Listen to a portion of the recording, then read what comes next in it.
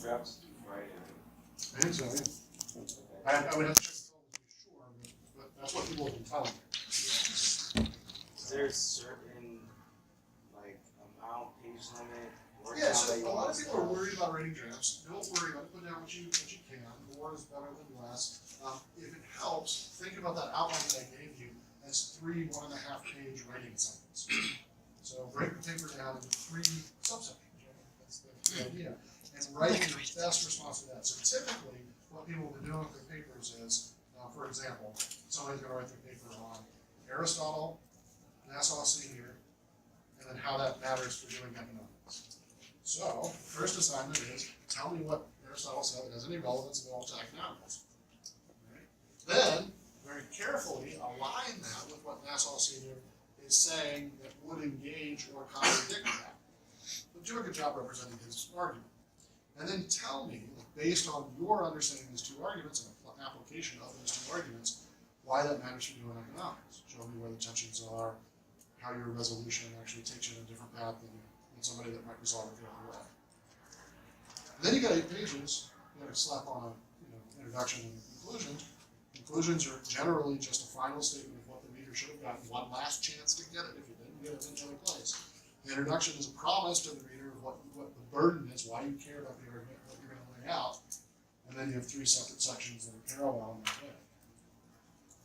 Okay? That's a good history of thought paper. I may have given you advice to take yours in slightly different direction or slightly different formula, or you may be such an advanced writer that you can vary it up and play games with it, put extra sections in, stuff like that, or you just picked a topic that was way more complicated. I couldn't talk to you how to be more complicated at all, and so then I gave you a different strategy in order to, in under 20 pages, to accomplish the argument you yourself chose that was more complicated than that was.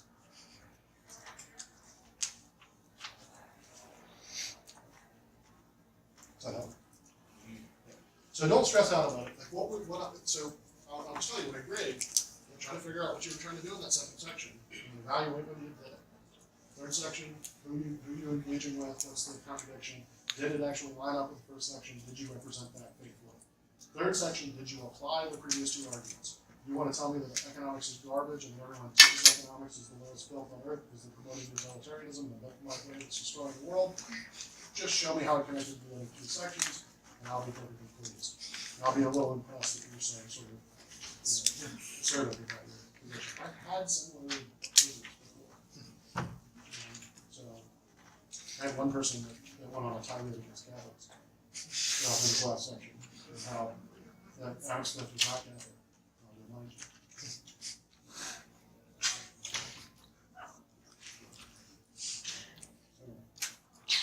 Those are all perfectly good. Now, don't do it just because I said that. But don't worry if that's how you apply it. Some of you, this is your senior year, and if you haven't had a chance to be subversive, you should now be subversive. Okay, so let's talk about getting ready for the test. All right. So,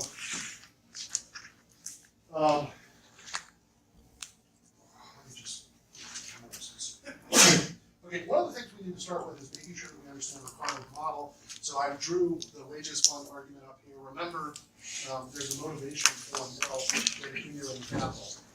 A lot of these rich political economists are talking about why capital accumulation is important. So why is it important? Well, capital allows you to grow the pie. Right?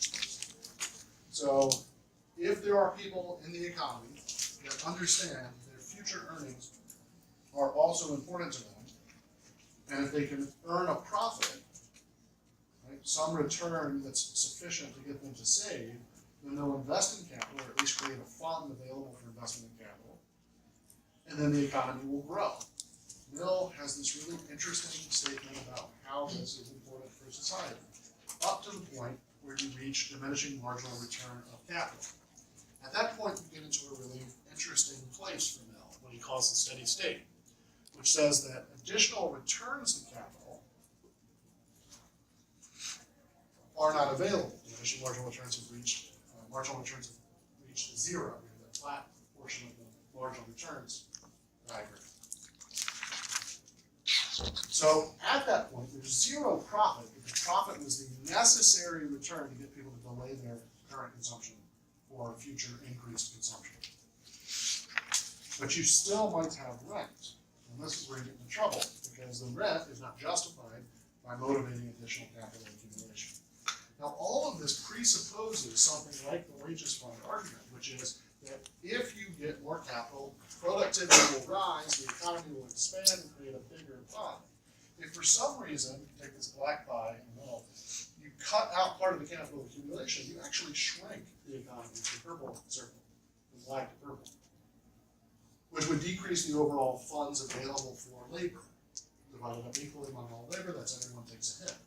So if you want to increase the funds available for labor, you have to have more capital. You can't cut into all of the factor inputs because then you just have fewer products. If you're trying to argue between the portion of profit or portion of the final sales price goes to either labor or capital, you want to leave the proportion alone and try to grow the pie. It's built in. As long as there are additional positive returns to capital accumulation. So in the portion of the curve, which is an upward slope, their moral imperative is to grow capital. And the people that are going to do it, the capitalists, right? The industrialists. Having a larger fund of capital then allows for all this additional labor that's coming in from the countryside to find work. We get this bigger pool of wages. The wages fund is larger to accommodate larger amounts of labor. Evidence at the time, preliminary back of the envelope evidence that Bill mentions is even though we've got a huge amount of increase in labor supply, wages have gone up, not down. So we must be growing capital a little faster than population. He does not believe this will persist. But at least over the portion of time where it does persist, the wages fund argument is equivalent to our modern minimum wage argument. Don't cut wages because that will, or don't increase wages because that will cut into the return on capital. The most important thing we do is grow.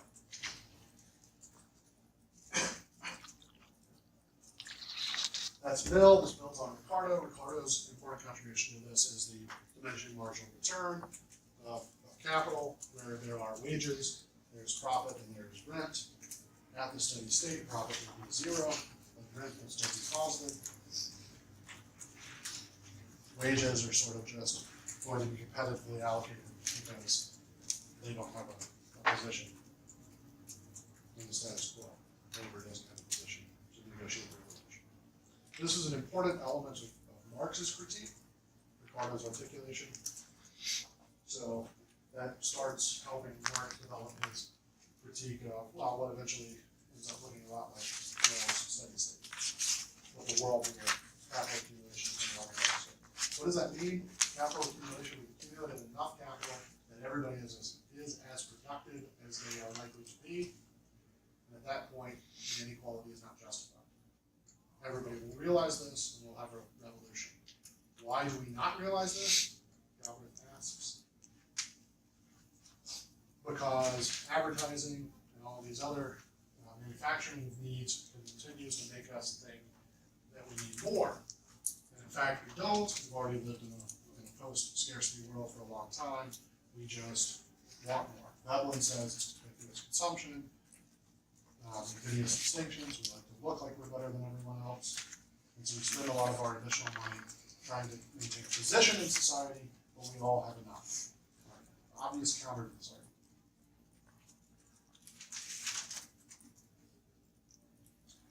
His counter to the argument is progress in medical care does not seem to be just a figment of our imagination. It seems to actually make life better off. All right, how do you deal with that as an economist? You say, well, let's put things in categories. Let's say healthcare is over here clearly in the growth sector. We believe that growth in medical care is growth. We believe that, I don't know, iPhones are all invidious distinction or conspicuous consumption. Right? Why? Here's my best argument for why they're pitched as social devices. Makes us social. Okay? What's your hometown again? Minnesota. Just Dynamo City. Alright, you've been there? Big fan? Not quite. Alright, you I like must have Mayfield. gone to high school in Dynamo. He's the exception. You must have friends in Dynamo. Do you ever communicate with them on social media? Alright, all of that time that you're spending talking to people in Dynamo is time you could have been spending with Patrick. Are you really gonna make a marginal comparison between time with Patrick and time with friends from high school? They're both social. Do you really wanna put an inequality sign between those two uses of time? If not, then I'm gonna say they're equivalent. You're merely substituting. The better the phone is, the faster, the more social media applications. I use Facebook because I'm old. You guys use Instagram, which is now just starting to look like Facebook anyway. So at least your parents aren't all like that. So all of this additional, and this is another example, Instagram versus Facebook. It's not any different. It's just redundant. Right? So we keep looking like we have technological innovation, but all we're doing is substitutes. So medical industry, social media, this one contributes nothing to growth, although it makes us feel like we're prosperous. This one actually makes us better. How much of each is the economy made up of? What percentage of each? So people like Galbraith would say it's mostly this. People like, I don't know, Senior or sometimes Schumpeter, the whole Chicago school, people would get to it, but they're going to say it's mostly this. All right. Who wants to give me a defense of cell phones? Smartphones. You're not always substituting face-to-face interaction for over-the-phone interaction. Sometimes there's no more that. Oh, you're more optimistic than I thought. I thought Nate was just texting Patrick. He was just choosing who to text. But yeah, like if it's substituting out face to face, that's actually deterioration. He's making the wrong choice when he texts. So his full quality face to face interaction he's going for texting.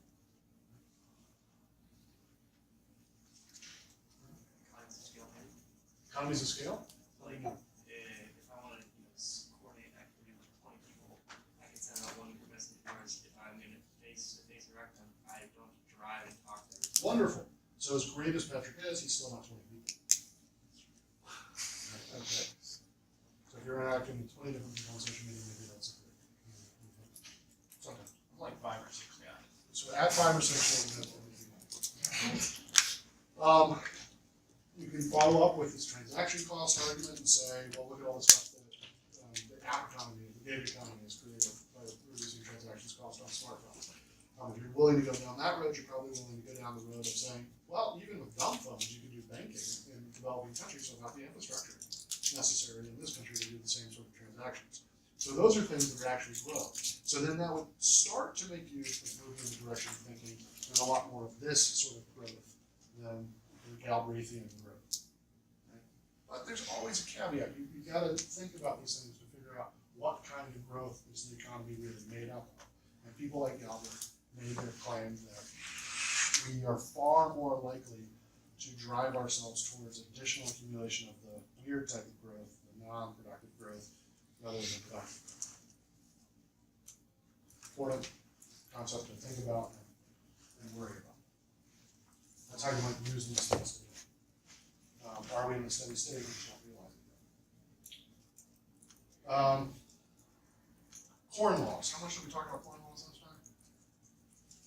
Basic dynamics of Ricardian defense of corn laws. If you import things like corn, which are very low productivity, right? Agriculture is lower on the productivity scale. If you import those things and then allow manufactured goods to be created within the country, then everybody will be better off because you're adding a lot more value. Your labor is more productive. So starting to get an idea of the productivity of workers mattering for the wage and well-being of the country is, Smith talked about this, but Ricardo starts to really use this in terms of interpreting what kind of policy we should have. He advocated for the corn laws. It took another 25 years for people to actually repeal the corn laws, and they had the benefit of massive starvation in Ireland. That helped spur them along to accepting this. In fact, if you you read Robert Peel's repeal of the foreign laws, his speech in Parliament that led to the repeal, he laments the fact that people understood in theory what it took evidence for him to understand. So he makes a whole claim about a priori and a posteriori. So it's a good example. I haven't focused as much on that this time around in terms of defining a priori and a posteriori. But Robert Peel states that he'd always believed this argument that if the landlords are making more money, right, they're the ones that they own all the land, big aristocratic Tory party, big aristocratic landowners, they were worried that if you allowed imports, it would cut the price of domestic grain, which meant they would pay their workers less. And so it's for the good of the workers that they get to make a lot of money, right? If you allow competition, prices fall, and it's not just them that are going to lose that money, but everyone that works with them, because the margins are going to be squeezed and they're going to pass some of that on to their employees. True. But the most important thing is, which one's falling faster, the price of grain or the price of labor? And if the price of grain falls faster than the price of labor, we have this thing called real wage, which meant that the purchasing power of even a lower wage was greater because grain was a majority of their expenditure, the labor. So real wages actually went up, which turned out to be true. There's no way to know that for certain exactly. It's kind of an experiment. And economists always get accused of wanting to run massive worldwide experiments, just to know the answers to questions. If it causes famine, then we get in trouble. So generally, they don't let us do experiments anymore. They took that guy out at Stanford in prison experiments to really get IRB approval. But economists, once you allow them on faculty, you should know IRB was going to be necessary. Okay. So Ricardo claimed that by importing grain, we moved to much more productive uses of the labor, sort of along the ideas of wages would go up as people became more productive. Certainly real wages.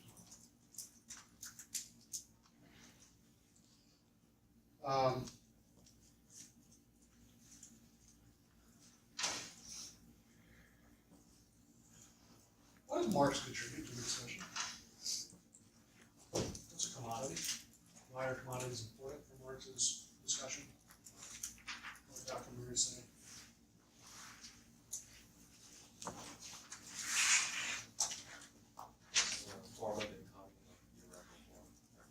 Form of the economy, perfect. Now give me a little bit more around that particular idea. It's a product made to be sold. A commodity is a product that was made with the idea of gaining money by selling it.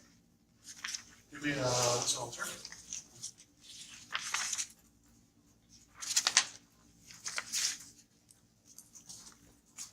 What are you guys going to do for a living? You figured that out yet? What do you want to do for a living? What's your vocation? I'm not asking you. I've asked that before. I want to be an attorney. You're going to be an attorney. Why? Because of past experiences I've had, like volunteering. Okay. I don't want to pick too much on what, but I mean, like, why does it mean something to you? Is it the people? Like the people that I would be able to help. So helping people is important to you. Yeah. And you have a skill at helping people. I like to think so. Well, be a little bit more generous with yourself. Right? Say yes. Yes. Okay. So that's a vocational reason to choose a profession. How many people, when you heard attorney, thought, cha-ching? Right? That's not how you expressed it. It's probably not a bad part of the job. Having that possibility, right? Especially if you ever have kids or anything like that, you want to buy a bike on Christmas, make them happy, having money helps. But if you are directing your labor services towards something that's motivated by the accumulation of money, you've already sort of met this commodity standard. What's the ultimate commodity? Money.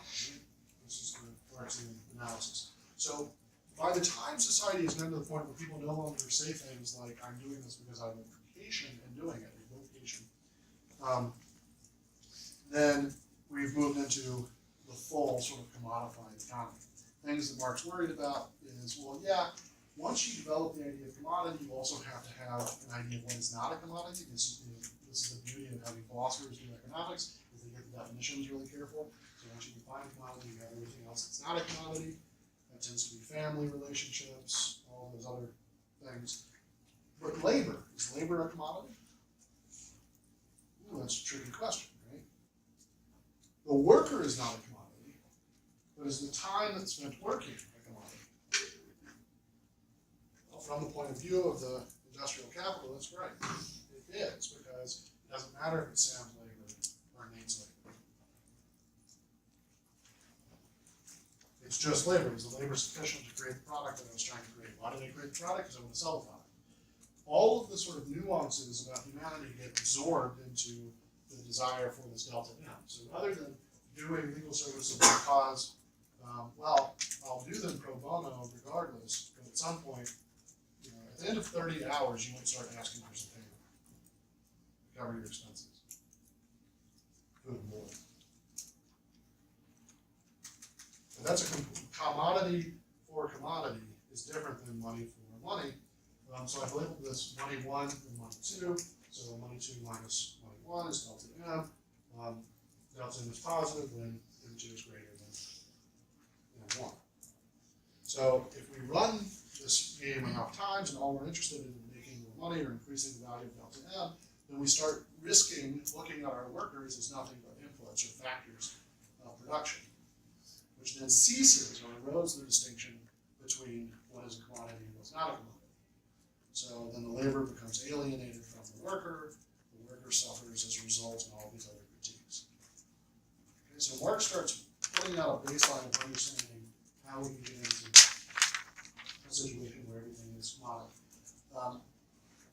By the time we get to Veblen is making sort of interesting extensions of his arguments. Okay, so remember pecuniary emulation in Veblen? I was going to ask you guys what your favorite Veblenian term is, but is it invidious distinction, is it conspicuous consumption, pecuniary emulation, all of these wonderful Veblenian terms. But pecuniary emulation drives home the point, it's the very first part of theory of leisure class, that the majority of what is done that's productive in the world is done by women.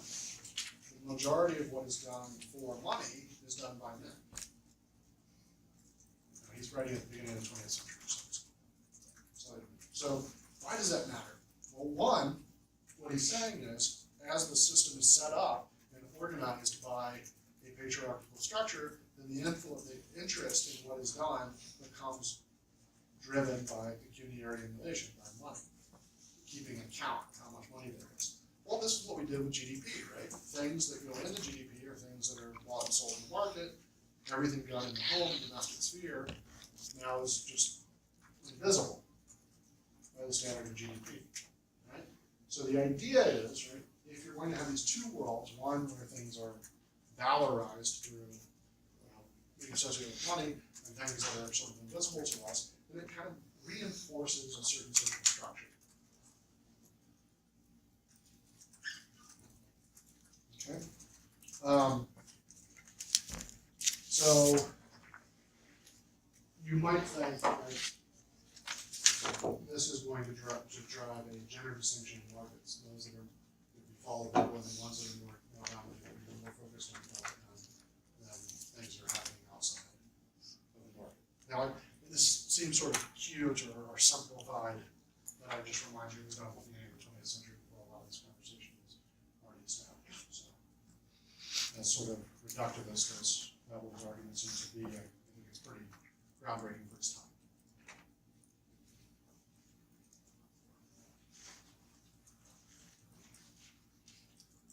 All right, so what did Marx predict would happen in the economy? Is this just going to go on and on and on, and then everybody disappears? All of our sense of identity just erodes?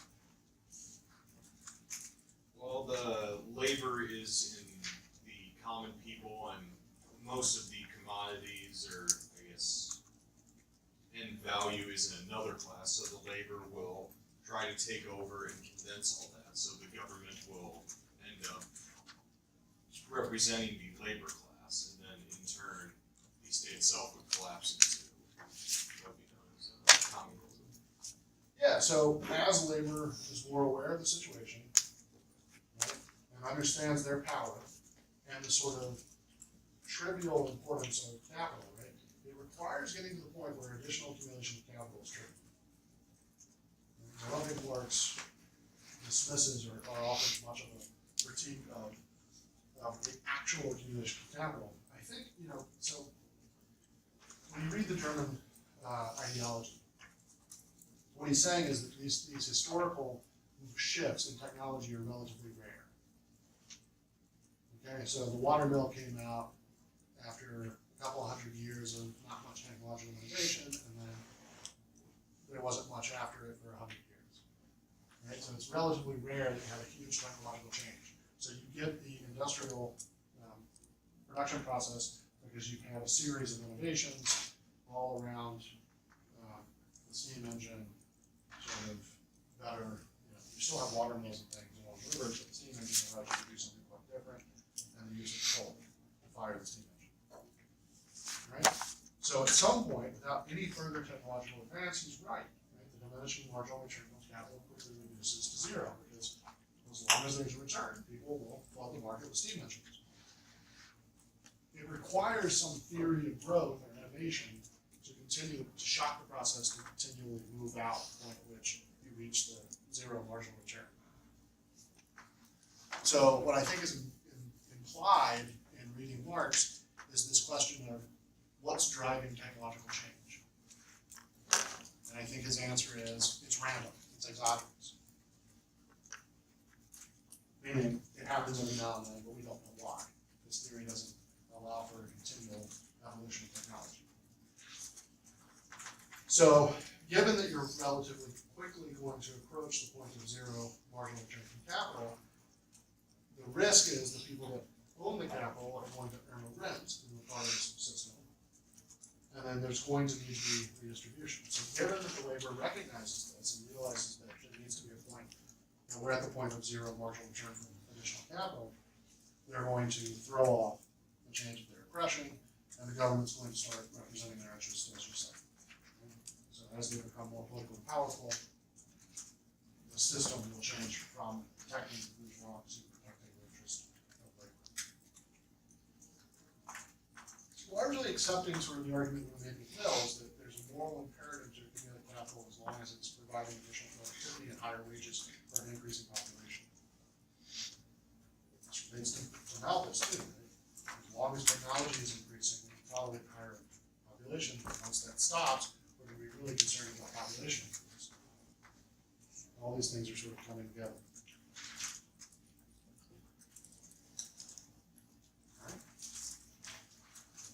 So Marx's prediction is that ultimately we will reach a point where we first go to socialism, or the redistribution becomes much more important, and then ultimately to communism. And the way we get to communism, the difference between socialism and communism, is that we live in socialism long enough to transcend our sort of nature.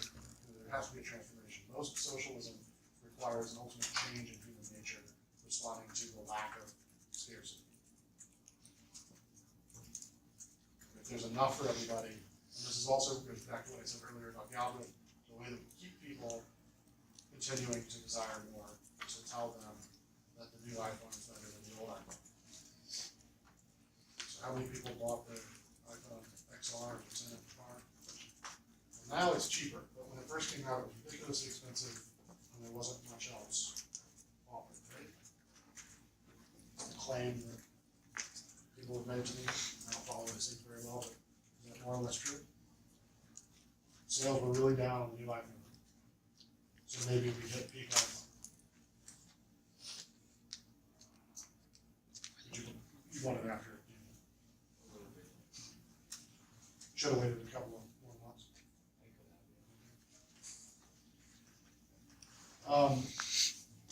So this idea that the things that we're being directed towards are not actually increasing the overall productivity is an important part of that argument. We talked about minimum property rights. We talked about when growth is valuable and when it is not within the mill system. What about the German Historical School? What do they react to?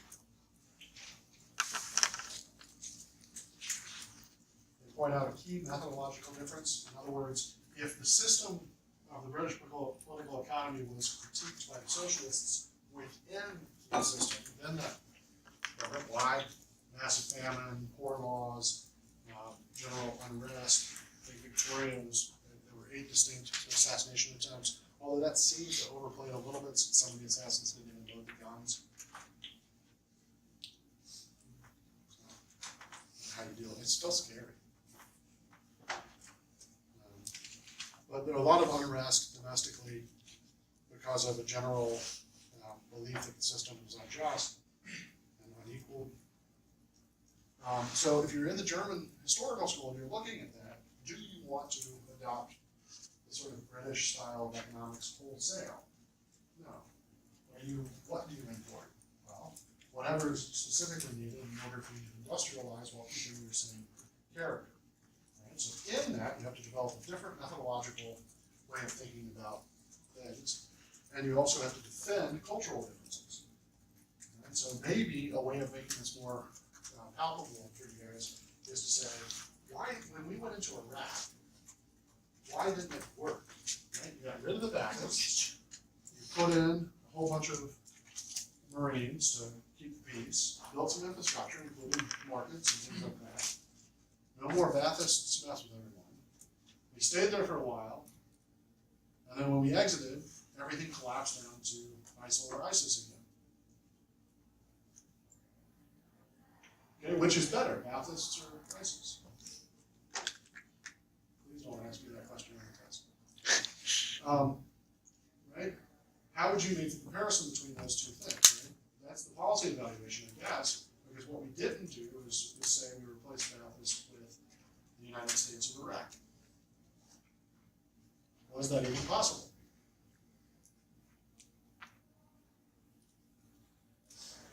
All right, why not? Well, the German Historical School is going to be one place you can look for why different cultural backgrounds, different cultural, religious, political, and economic systems exist in the world and how they cannot be treated as they are equal.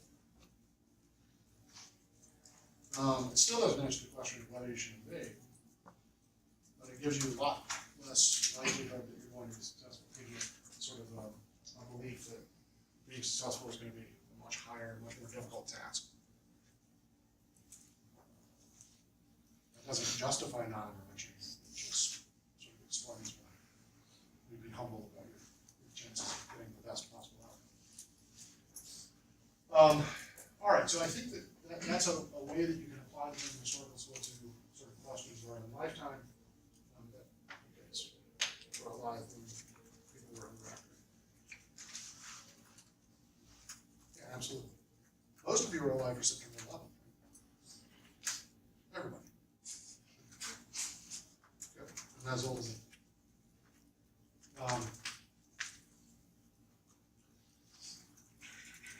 Okay, so this would be a way that this would be why these conversations are different. So the cultural differences are required both an organic sense of what an economy is, right? It's something larger than the individual, and also evolutionary. It's going to adapt along to the lines.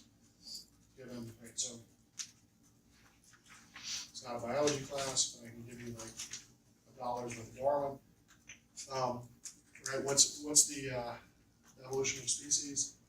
Right? Given the existing circumstances that the species finds itself in, those adaptations that give them survival advantage in a particular environment are going to survive for the next generation through selection. Right?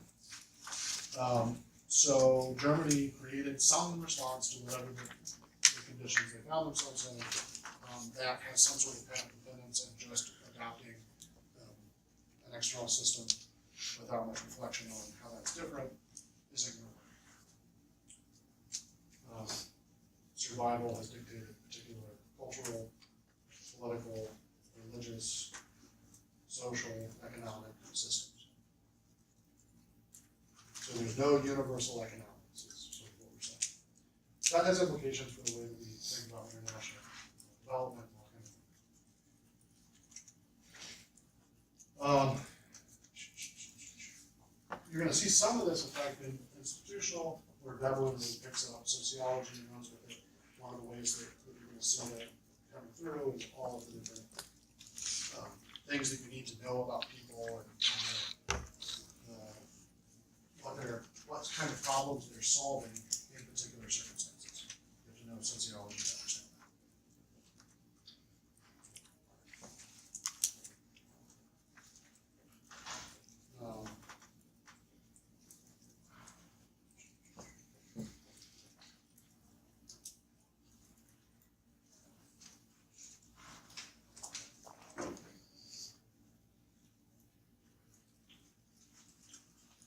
If you're going to compare the demand curve that you're going to get from the different thinkers, right? I think the demand curves that we actually talked about are Jevons and Dupree, but we also can think about demand within the context of Carl Menger.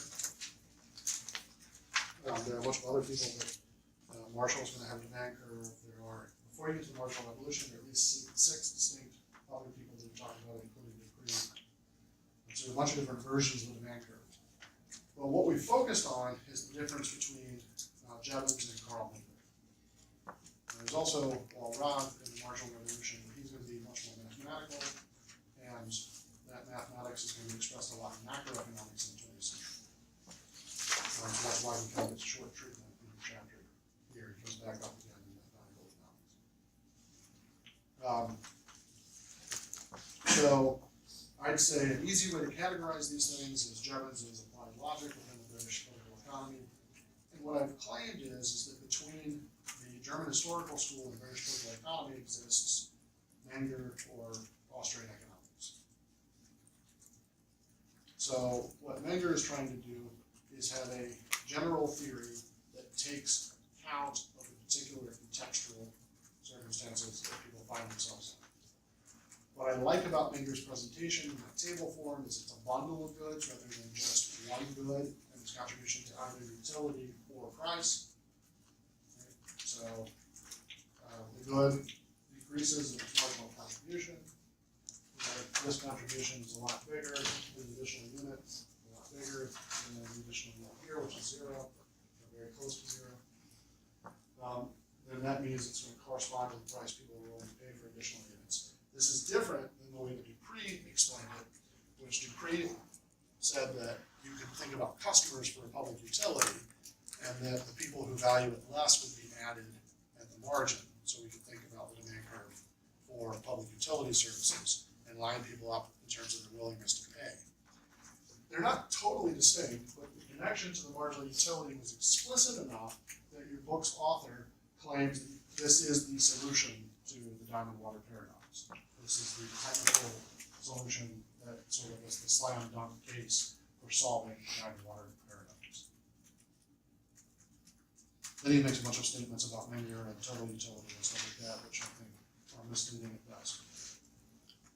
So I had 2 people in the last class that were studying together. They got really confused about Bruce's comments about total utility and exchange value and Menger. I would advise you just to sort of ignore that before the test, because I'm not going to ask that question. And they got seriously confused. But I know, you're looking at me like I'm going to go confuse myself right after class.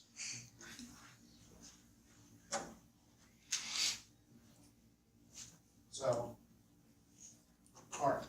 So Menger has a theory that goes, now, so one of the questions that I'm likely to ask you is, how do you compare gambling in Jevons theory versus Menger? I think I told you guys this at the time.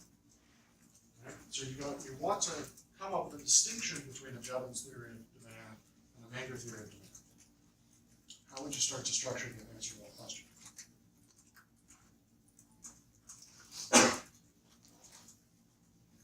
Jevons has a diminishing marginal return. All right, so because you have diminishing marginal return of each additional dollar, You could say that you have to, in Menger's version, consider the actual benefits like this that really gambling. Okay, so I wanna do this carefully so that we can all replicate it. So you're right, I just wanna go back over it and go away, okay? So Jevons says that gambling is irrational. Do you believe him? You want more information, right? So I think you have to have Menger to have that conversation about what more information is necessary to understand. So Jevons says decreasing marginal utility implies that having the first dollar contributes a lot of utility. Having the marginal dollar contributes very little. So every day when you face the decision to buy a lottery ticket, in terms of utility, that first dollar that you're throwing away, well, investing in an eventual payoff with an expected value, is pretty, that lost utility is high. But then when you win, at least for the very final dollars of what you win, the utility from those dollars is low. So if you're thinking about a fair bet where every 1,000 days you win, on average, for $1 for every 1,000 days, then your expected value, for a fair gamble isn't going to give you enough utility of those marginal dollars when you win for it to be rational to gamble. So if you play an actuarially fair gamble, even that is not going to be rational. Because the last dollars in the win don't contribute enough to utility to make up for the dollars in all the days where you don't win. That utility lost is far higher in sum over time than the payout on the one day we win. Is that kind of like, for your winnings, you're kind of like, well, you're buying in bulk, kind of, so no, it's the opposite of that, I guess, because you're not experiencing all that, whereas if, for the dollar thing nowadays, like you're going buying a coffee or something, or whatever, Right. But instead of aggregating that and buying 1,000 copies for the year, you're experiencing, you're not getting the scale because. Yeah, so the coffee example is almost the inverse, right? Right, So it's almost saying it's rational, right? Even though you wouldn't buy, so if I told you, I'll give you a pass at Starbucks for a cup of coffee every single day, all right? And so I don't know what you guys pay for coffee, is it like $7? What is it? $3? $3. 2 to 3. Alright, so this is not that twin, skinny, granny body. This is straight up black coffee. Somewhere on campus. Yeah. It's $129 downstairs. Downstairs, one thing. But let's say Starbucks, what's the average price of a cup of coffee at Starbucks? 250. Yeah. But if you get a refill, it's But $1. is the average person buying black coffee? It's probably like $4 or Yeah. something. I mean, this is all Starbucks for Okay, let's say it's $3, right? So 3 times 365, whatever that is, would you buy a card that was a pass for an entire year of all the coffee you can drink? For 3 times 365. You get 1 coffee every day, you can't go back and get 2, maybe we'll do it that way, right? So 1 coffee a day for 365 days, I'll give you a pass, and it's gonna be equivalent to that value. You think, no way, right? Probably because you have someone certainly leave it every day. But abstracting from all those sorts of considerations, it seems really expensive. And the theory is that nobody would do that if they saw the bill at once. But there's another thing in operation here, which is that buying it all at once is not the same thing, right? Because the utility you can imagine at purchase of that coffee is going to be the sum of that discounted isn't going to be the same as a utility every day, right? So this is what Jevons is saying: is that let's take account of the diminishing marginal utility concept, and let's think how this might apply to gambling. And he's coming up with a very simple answer that then says it would be irrational to gamble. All right. So as far as that goes, it's correct, right? Because it's taking a very simple insight into the calculation, holding the expectations constant and applying it generally. But this is precisely the thing that the German historical school would have said is a Ricardian vice. It's an overgeneralization. It doesn't apply for everyone because it can't explain human behavior. So Menger gets this same sort of problem, and he says, okay, what we think is, let's identify the human needs, let's identify what people say is connected to that need, look at the knowledge of that connection, and the possession of that thing in order to satisfy it. let's say, okay, we're gonna look at people and decide whether they are getting the need they specify. Okay. Are you doing it because you're getting more utility? No. Case closed for Jones. For Menger, I think the knowledge component gives him enough context to go back and say, what other reasons are people actually gambling? So if they like, going to the casino. So we were talking in the last class, how many people are from Kansas City? Schlitterbahn, ever been there? Is it fun? Yeah. Okay, fun. Somewhere. Right? Positive utility, not negative utility. Okay. So maybe, I don't know how much they charge. It's like $40 to $50. Yeah, $40 or $50, okay? So for $40 or $50 of losses, could you have more fun at the casino than driving down the Schlitterbahn? Alright? And if so, then isn't that rational? Because your opportunity cost is going down to the water park, to drive down there, and all that kind of stuff, which is a cost. So even if somebody spent like $100 going right across the river gambling, got free drinks the whole time, had something to do on Friday and Saturday, isn't that equivalent?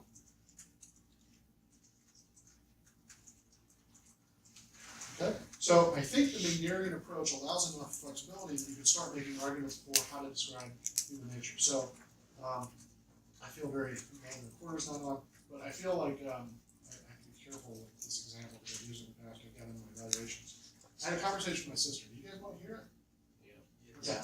Remember, everything I quote about high heels comes directly out of my sister's mouth. This is not me adding anything whatsoever, and I'm certainly not trying to change your opinion on high heels.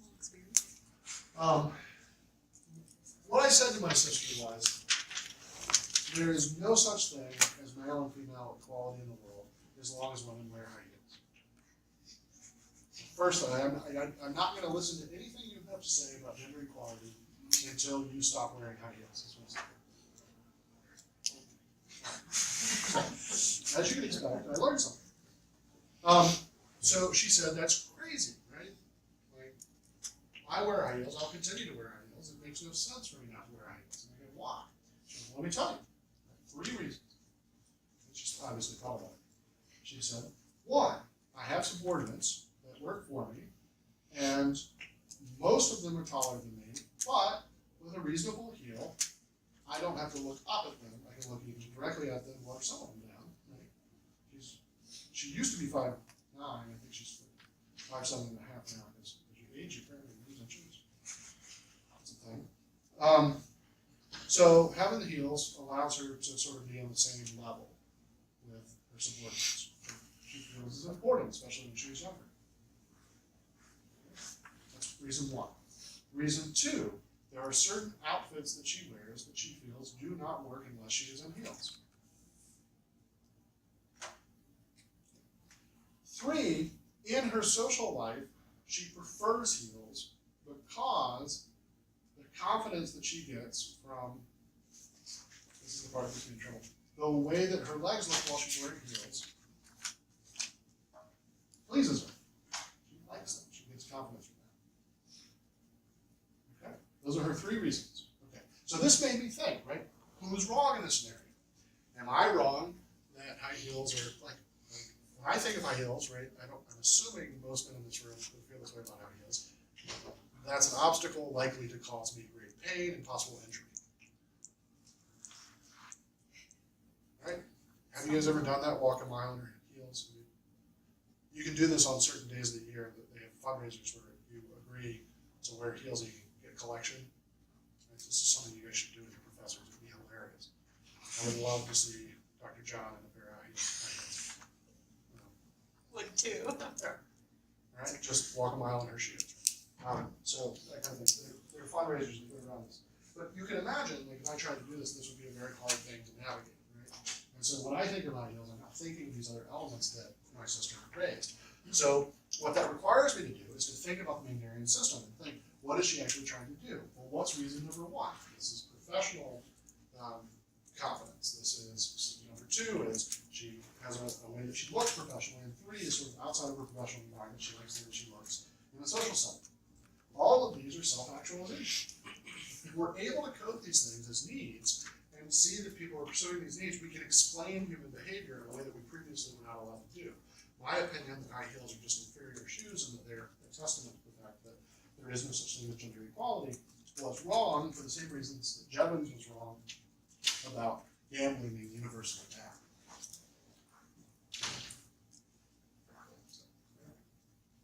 So That's fine. because you can't make the connection between like Because the I added was benefit of so Jevons articulates the good as utility from monetary winnings versus lost utility from buying the ticket. And under those conditions that he specifies, he is correct. But the conditions are different. It's as soon as you allow for the utility of the bet.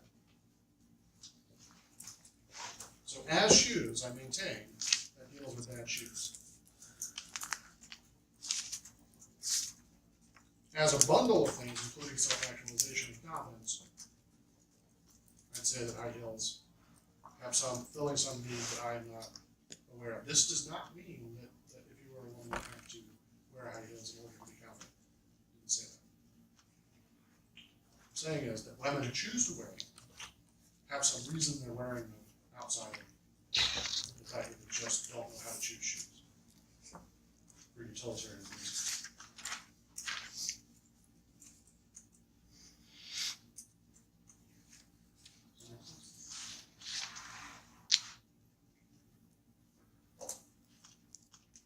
I used to do this in a much more call and response sort of way, where I would just start making fun of high heels, and then people would start offering arguments against it. Apparently, sometimes it gets out of control, especially when the men start offering reasons.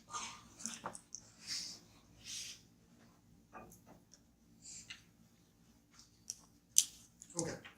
So that explains sort of the difference between Jevons and Mainger's formulation of good. I think that Mainger's allows for that contextualization. The reason I go through that whole exercise is, remember, the Austrian school and the Maingerian school from Mainger was supposed to exist in this place between sort of the general theory, the well-articulated general theory, and the context of the German school wanted to design. So what I would argue is that the Mainger's approach falls somewhere in the middle between the British liberal economy and the German historical school, and allows for a lot of contributions, including some of the stuff that Marshall was working on, to sort of come together into what we think of as economics.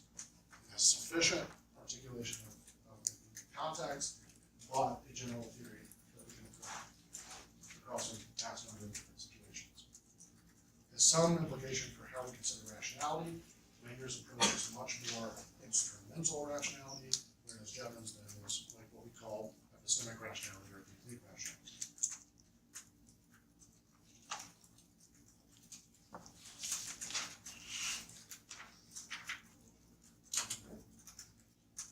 Now, that one is aware of all these defenses of the marginal school, yet still says that even marginal utility has problems, because it's not even fully taking account of all of the context. But you can't really do that in a general way.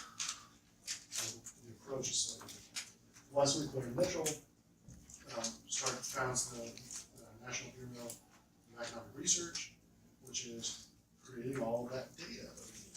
Right? So once we live in a world where we have things like the Bureau of Labor Statistics, the GDP accounting, Census Bureau, Federal Reserve Economic Database, all these things that you guys can go out and download the data and start running regressions and doing all of the analysis that you'd be interested in.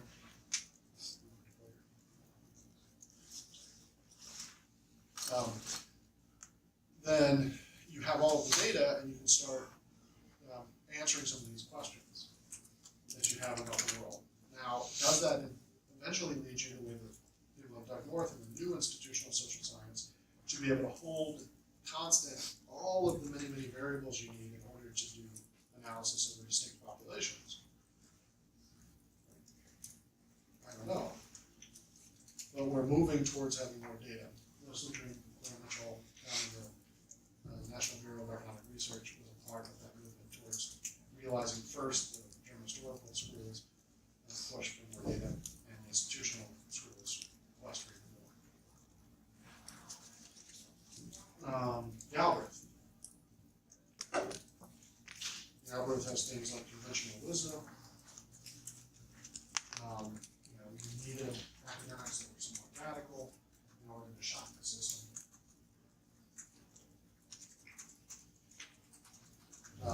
That our entire path is dependent on thinking within particular ways of thinking, patterns of thinking, so we needed to shock ourselves out of that.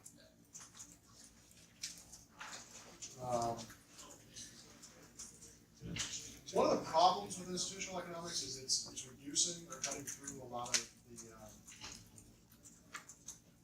the general theories that you would have. Right? So there's a part of this where general theories are bad because they're overgeneralized.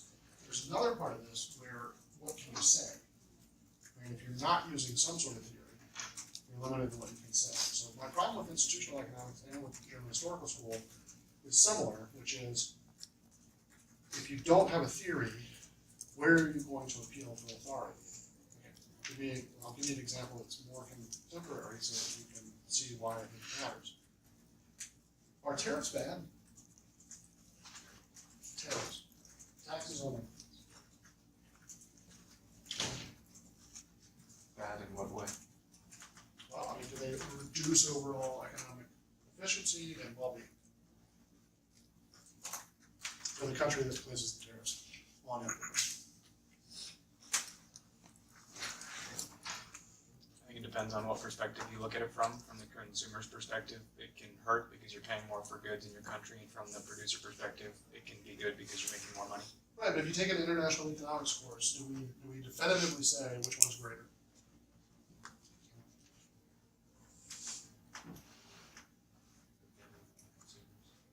What's that? Burden on consumers. The burden on the consumers is larger? Yeah.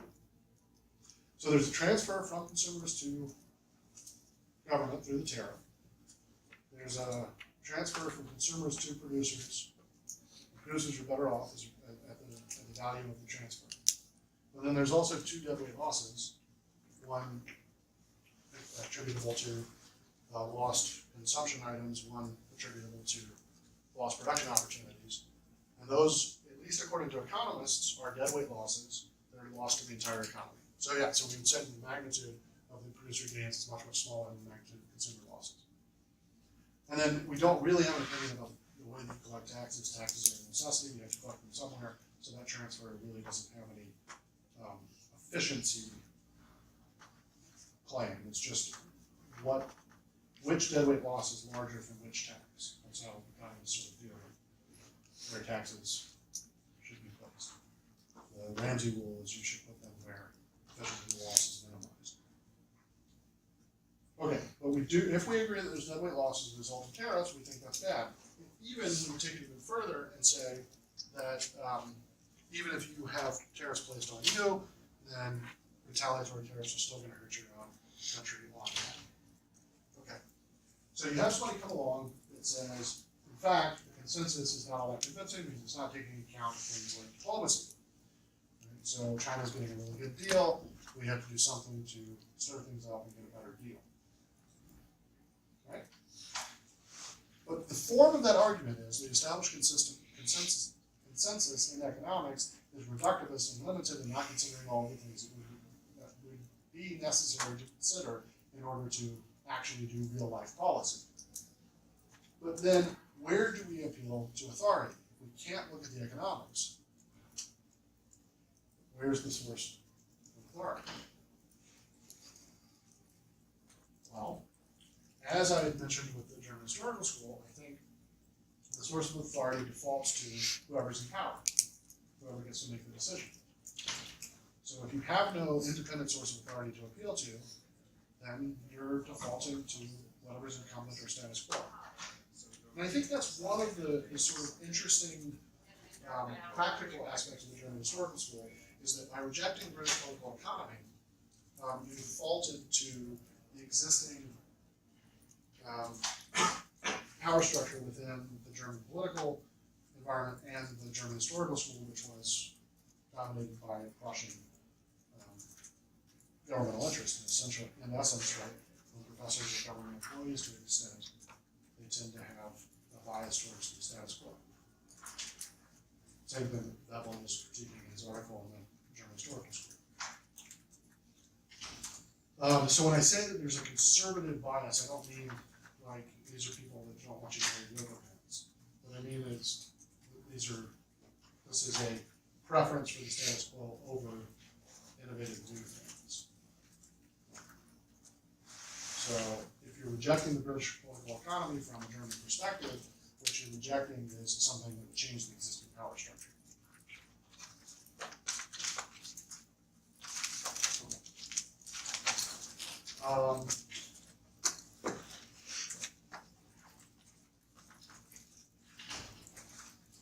So that comes up again in the institutional school with Galbraith and Bevan both arguing for much more radical change in existing structures.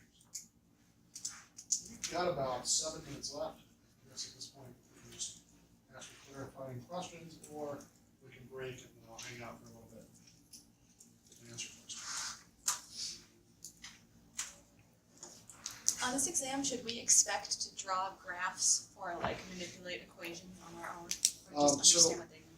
As I understand it, and I've always believed this about economics, is that words and math and pictures are all equal, if done correctly. Right? So never feel like you have to do any one of the three, but you have to do at least one of the three. Okay? Every now and then I'll get somebody that is really sophisticated mathematically, and there's some things they prefer to express in math, although I clearly don't teach it that way. I can still read it. So. I'm happy with that if you want to do it. Pictures are great, especially Malthusian trap kind of stuff. You know, those are the kind of bread and butter things that if you are, you know, an economist that had people using graphs in your classes, and that's why you got excited, feel free to do that. Demonstrate things, label it, and all that kind of stuff. If you like to use words, as it seems like a lot of people do, that's equivalent, so you don't need a graph. Thank you. Is conspicuous consumption related to the water diamond paradox at all? Conspicuous consumption? Yeah. Well, you could somehow relate it, but it does not strike me as something that's obviously related. And that the only reason the diamonds have any value at all is because they're conspicuous. That doesn't relate to the marginal point, which is the whole point of the Jevons and the dimension marginal conservative. So if you only have a few, they're worth a lot. To that extent, right, what kind of goods are going to be useful as positional goods or Veblen type goods? Well, things that are relatively rare. And one of the reasons Ferrari is so expensive is because it's rare. See your discussion board post for a defensive Rolls Royce. So there's a way that you can make the argument that this is actually not just a positional good, but that the quality is actually there on the higher expensive frames. I make that argument sometimes with clothing choice, right? So if you go and buy Faded Glory polo shirts, they're great, they're cheap, until you wash them a couple of times. You know what I'm talking about? How many people know Faded Glory brand? These are the shirts that you buy at Walmart as opposed to where you buy at a department store, like your Ralph Lauren. So I would argue that dollar for dollar Ralph Lauren is a better buy. Because it lasts longer than Faded Glory. So it actually may be that the more expensive item is a higher quality. So take the Mediterranean critique with a grain of salt. Certainly that's not true for everything. There's got to be positional goods to look at. Okay, test is answering 4 questions out of a possible 7.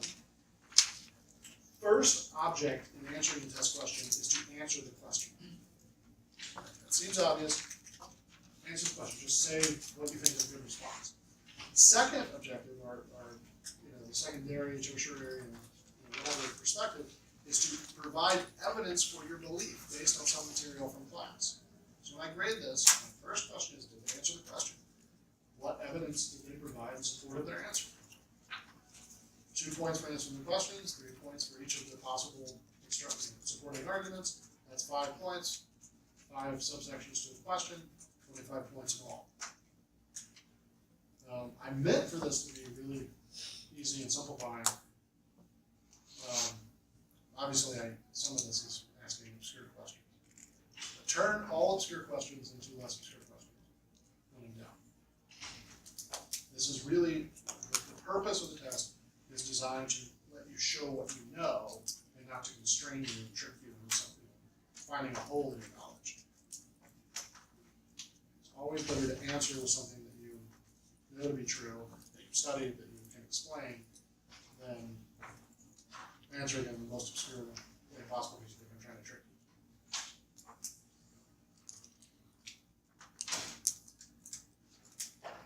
My intent when designing the questions is to give you a platform in which you can tell me what you know, something about what you're studying, how you would respond to this.